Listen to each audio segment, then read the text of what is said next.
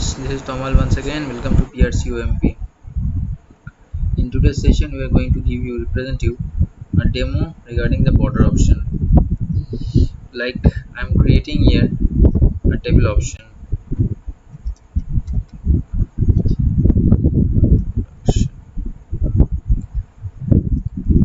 Right.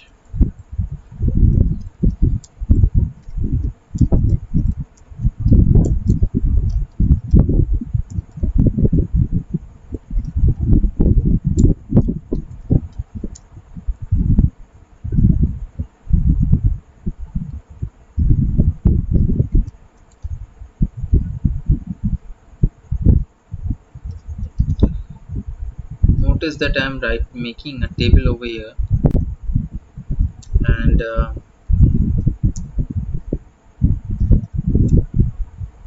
yeah, my table is ready. Now, suppose I make some change in font color, little alignment, bold italic underline. Now I am going to print preview option. So this is the thing.